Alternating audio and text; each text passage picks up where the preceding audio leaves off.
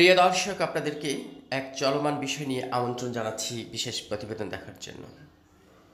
ঢাকা মহানগর উত্তর পল্লবী থানার সাবেক সাহসী যোদ্ধা, জিয়া আদর্শের সৈনিক, পল্লবী থানার সাবেক যুবদল সভাপতি আবদুল্লাহিল বাকি দীর্ঘ 17 বছর যিনি রাজপথে ছিলেন, তার সহযোদ্ধাদেরকে নিয়ে বাংলাদেশ জাতীয়তাবাদী যুবদলকে সুসংগঠিত করতে ছিলেন ঐক্যবদ্ধ বাংলাদেশ জাতীয়তাবাদী দলের সকল নেতাকর্মীর সাথে।